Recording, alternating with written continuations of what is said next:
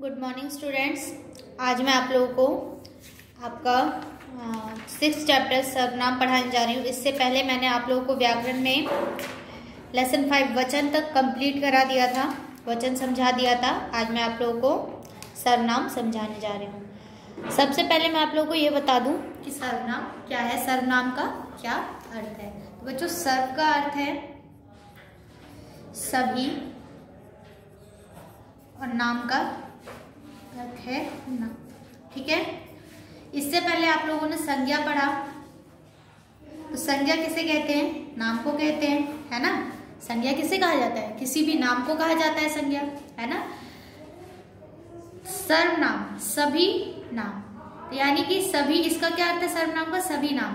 ठीक है, जितने भी नाम है उसको क्या कहते हैं? सर्वनाम कहते हैं।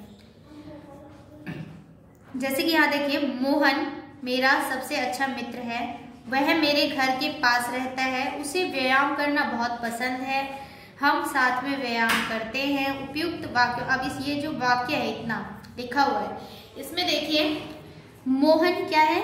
संज्ञा है। क्या है? मोहन शब्द क्या है? संज्ञा है। ठीक है, उसके बाद मोहन के स्थान पे क्या प्रयोग किया गया है? वह मेरे घर के पास रहता है। इसके स्थान पे ये भी तो लिख सकते थे, मोहन मेरे घर के पास रहता है ना। उसे व्यायाम करना बहुत पसंद है, तो यानी कि मोहन को व्यायाम करना बहुत पसंद है। बार बार एक ही शब्द हम प्रयोग करते हैं, यहाँ पे भी हटा दो, मान के चलो वह नहीं है, मोहन है।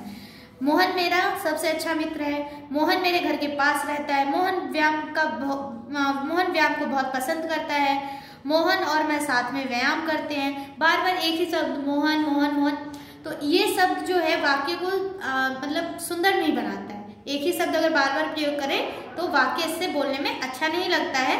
इसी वजह से हम किसका प्रयोग करते हैं? सर्वनाम शब्दों का प्रयोग करते हैं।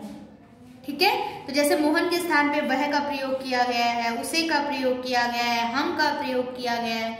ठीक है, तो ये क्या है? सर्वनाम है। क्या है ये? सर्वनाम है। सभी नाम के स्थान पे प्रयोग किया गया तो सर्वनाम। ठीक है, तो इसका क्या मीनिंग बता सकते हैं? इसका डेफिनेशन क्या हो सकता है? संज्ञा के स्थान पे प्रयोग किए जाने वाले शब्द, संज्ञा के स्थान पे ही तो प्रयोग है। ये क्या है? नाम क्या है? संज्ञा है ना। तो इस संज्ञा के स्थान पे क्या प्रयोग किया गया है? किसी और शब्द का प्रयोग किया गया है ना। तो संज्ञा के स्थान पर प्रयोग किए जाने वाले शब्दों को क्या कहा जाता है? सर्वनाम कहा जाता है। सर्वनाम बहुत सारे होते हैं, तुम्हें, आप, तुम्हारे, हम, वे, उसे, वह, यह, ये सब जो है सर्वनाम शब्द है। ठीक है, अब देखिए तात्पर्य सबका नाम। ठीक है, या सभी नाम या सबका नाम, यानी जो शब्द सबके नाम है वे सर्वनाम कहलाते हैं। जैसे कि मैं, हम, तुम, ये सबके नाम है ना। मैं का क्या है? मैं में मेरा भी आ जाएगा। तुम भी अगर बोलोगे अपने आप को, अपने लिए प्रयोग करोगे तो मैं का प्रयोग करोगे, तो ये सभी का नाम हो जाएगा, है ना। तो सबके लिए प्रयोग किया जाने, और बाकी तो ऐसे तो सबका नाम अलग अलग है, तो वो तो संज्ञा है। ठीक है, तो सभी के लिए जो नाम प्रयोग किया जाता है वो क्या होता है? सर्वनाम होता है। जो नाम सभी के लिए प्रयोग किया जाता है, हम, तुम, तुम्हें, उन्हें, हमें, वे, ये, वे आदि। ठीक है, अब देखिए सतीश मेरा भाई है, वह आगरा में रहता है। रेखा मेरी बहन है, वह मुंबई में रहती है। यहाँ अब देखिए, यहाँ लड़की और लड़का दोनों के लिए वह का प्रयोग किया गया है। अब इसमें देखिए एक चीज और है कि सर्वनाम जो है वो स्त्रीलिंग और पुल्लिंग दोनों के लिए समान ही प्रयोग किया जाता है। इसमें देखिए सतीश क्या है? पुल्लिंग है। ठीक है, और रेखा क्या है? स्त्रीलिंग है। दोनों के लिए वह ही प्रयोग किया गया है। जब दूसरे सेंटेंस में प्रयोग किया गया है तो वह ही प्रयोग किया गया है। सतीश मेरा भाई है, वह आगरा में रहता है। ये भी बोल सकते हैं सतीश मेरा भाई है, सतीश आगरा में रहता है ना। तो नहीं, हमने जब दूसरा वाक्य प्रयोग किया तो उसमें हमने सतीश के स्थान पे सर्वनाम का प्रयोग किया वाक्य को सुंदर बनाने में, और रेखा के स्थान पे भी सर्वनाम का प्रयोग किया, और दोनों सर्वनाम में क्या लगाया? वह लगाया। तो स्त्रीलिंग और पुल्लिंग में दोनों में जो सर्वनाम लगते हैं वो समान ही होते हैं, उनमें कोई अंतर नहीं हो सकता। लिंग के कारण सर्वनाम बदलते नहीं हैं। अगर मैं स्त्रीलिंग हूँ या मतलब कोई लड़की है, वो भी अपने लिए मैं का प्रयोग मैं ही करेगी, और अगर पुल्लिंग है तो भी मैं ही प्रयोग किया जाएगा। ठीक है, संज्ञा के स्थान पर प्रयोग किए जाने वाले शब्द सर्वनाम कहलाते हैं। ठीक है, अब सबसे पहले सर्वनाम के भेद कितने होते हैं? तो सर्वनाम के बच्चों 6 भेद होते हैं। ठीक है, पुरुषवाचक सर्वनाम, निश्चयवाचक सर्वनाम, अनिश्चयवाचक सर्वनाम, प्रश्नवाचक सर्वनाम, संबंधवाचक सर्वनाम और निजवाचक सर्वनाम। सबसे पहले आता है पुरुषवाचक सर्वनाम। क्या होता है? तो बच्चों पुरुषवाचक सर्वनाम, मैं खेल रहा हूँ, बोलने वाला। तुम कहाँ जा रहे हो, सुनने वाला। वह तीसरा, अन्य व्यक्ति, वह पढ़ रहा है, यानी कि मैं किसी और के बारे में बोल रही हूँ, मैं तुमसे बोल रही हूँ किसी और के बारे में कि वह पढ़ रहा है। ठीक है, तो वह तीसरा व्यक्ति है, तो अन्य व्यक्ति। तो जो सर्वनाम शब्द बोलने वाले, सुनने वाले और किसी अन्य के लिए प्रयोग किए जाते हैं, आप लोग संस्कृत में ही पढ़े होंगे, प्रथम पुरुष, उत्तम पुरुष, मध्यम पुरुष, संस्कृत में ही पढ़े होंगे, तो वही है पुरुषवाचक सर्वनाम।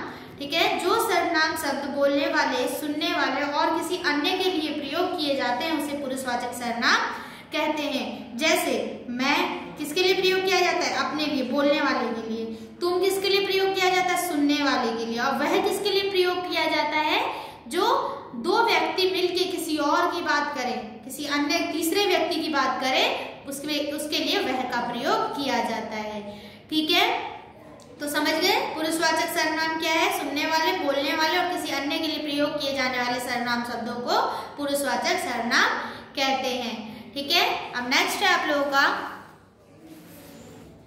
निश्चयवाचक सर्वनाम। निश्चय का अर्थ ही होता है निश्चित। निश्चय में ही क्या समझ आ रहा है, निश्चित समझ आ रहा है ना।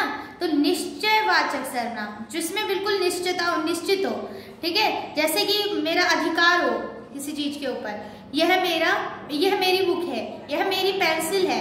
तो यहाँ पे यह सब जो है वो क्या है, निश्चयवाचक सर्वनाम है। यह मेरी पुस्तक है, ये क्या है, यह यहाँ पे ये निश्चयवाचक सर्वनाम है। वह मेरी कार है, ठीक है, वह मेरी कार है, तो वह शब्द यहाँ पे क्या है, वह शब्द यहाँ पे क्या है, निश्चयवाचक सर्वनाम है। क्योंकि अब देखिए यहाँ पर यह वह शब्द से निश्चयता पूर्वक संकेत किया जा रहा है कि अतः ये निश्चयवाचक सर्वनाम है। यानी कि निश्चयता पूर्वक, यानी कि निश्चित बताया जा रहा है कि हाँ ये मेरा, इस पे मेरा अधिकार है। तो यह वह शब्द जो है, ये इस पे मेरा अधिकार है, उस पे मेरा अधिकार है, यह उसमें, इसमें ये सब जो शब्द है वो क्या है, निश्चयवाचक सर्वनाम है। ठीक है, जैसे ये है और वह आगे। अनिश्चयवाचक सर्वनाम, अनिश्चय का मतलब क्या है, जैसे निश्चय में ये था कि हाँ निश्चित है ये चीज, मेरी ही है ये चीज, है ना। तो इसमें क्या है, निश्चयता है। और अनिश्चयवाचक सर्वनाम में क्या है कि अनिश्चित है, हमें कंफर्म नहीं है कि क्या है। तो कोई तथा इसका देखिए, जो सर्वनाम शब्द किसी वस्तु या व्यक्ति की ओर निश्चित संकेत करे वह निश्चयवाचक सर्वनाम है। अब देखिए इसमें बाहर कोई आया है, चाय में कुछ पड़ा है, चाय में कुछ गिरा है, पानी में कुछ गिरा है, बाहर कोई आया है। ठीक है, तो इन सब में जो है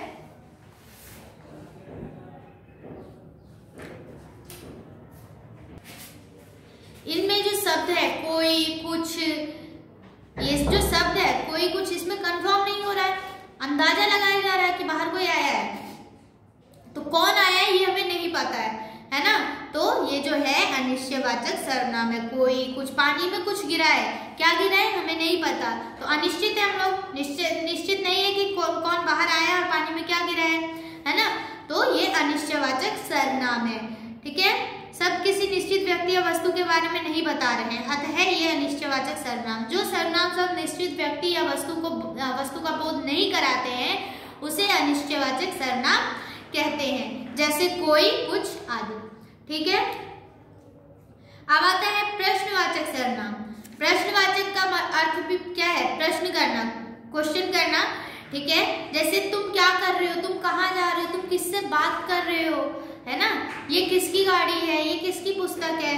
ये सब शब्द जो है किसकी, क्या, कैसे, जिसपे क्वेश्चन मार्क लग जाता है वो शब्द जो होते हैं वो क्या होते हैं, सर्वनाम शब्द होते हैं। जैसे कि यहाँ क्या तथा किसकी शब्द अनजान व्यक्ति तथा समान के लिए प्रश्न के रूप में आए हैं, अतः ये प्रश्नवाचक सर्वनाम। जो सर्वनाम किसी व्यक्ति या वस्तु के बारे में प्रश्न करते हैं, ठीक है, उन्हें प्रश्नवाचक सर्वनाम कहते हैं। जैसे कि उसके क्या शब्द है, क्या, किससे, कैसे, कहाँ।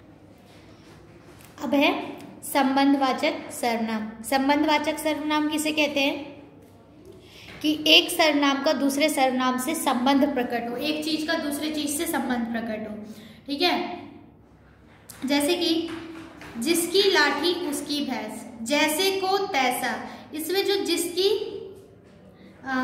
जिसकी तथा उसकी सर्वनाम शब्द व्यक्ति का घटना से संबंध जोड़ रहा है। ठीक है, अब देखिए जिसकी लाठी उसकी भैंस व्यक्ति का घटना से संबंध जोड़ रहा है, या फिर आप ये समझ सकते हैं कि लाठी का भैंस से संबंध जोड़ रहा है या जिसकी का उसकी शब्द से संबंध जोड़ रहा है। जैसे कि जैसे को तैसा, इसमें भी है जैसे शब्द किससे संबंध प्रकट कर रहा है, तैसे शब्द से। ठीक है, एक शब्द का दूसरे शब्द से संबंध प्रकट करना या घटना से संबंध प्रकट करना, वो क्या हो जाता है, संबंधवाचक सर्वनाम हो जाता है। तो जिसकी उसकी जैसे तैसे ये सब जो है संबंधवाचक सर्वनाम है। जो सर्वनाम शब्द किसी व्यक्ति वस्तु या घटना का संबंध जोड़ते हैं, घटना से संबंध जोड़ते हैं, वो संबंधवाचक सर्वनाम कहलाते हैं। अब आता है निजवाचक सर्वनाम। निजवाचक सर्वनाम किसे कहते हैं, जो अपने लिए स्वयं के लिए प्रयोग किया जाता है। जैसे सतीश स्वयं विद्यालय चला गया, मैंने यह किताब अपने आप लिखी है। अब इसमें स्वयं और अपने आप शब्द जो है वो क्या है, निजवाचक सर्वनाम। वो व्यक्ति अपने लिए प्रयोग कर रहा है। स्वयं तथा अपने आप शब्द व्यक्ति का निज से संबंध जोड़ रहा है, कि अपने आप से संबंध जोड़ रहा है, वो निजवाचक सर्वनाम है। तो स्वयं, अपने आप, ये जो शब्द है वो क्या है, संबंधवाचक और निजवाचक सर्वनाम। ठीक है, तो आप लोग सर्वनाम समझ गए, सर्वनाम के शब्द समझ गए कौन कौन से होते हैं। तो आप लोग इस चैप्टर को अच्छे से समझेंगे। जो नहीं समझ आता है मुझसे कमेंट करके पूछेंगे। नेक्स्ट डे मैं आप लोगों को इसका एक्सरसाइज भेजूंगी, आप लोग अपनी कॉपी में नोट कर लेंगे। Okay, thank you.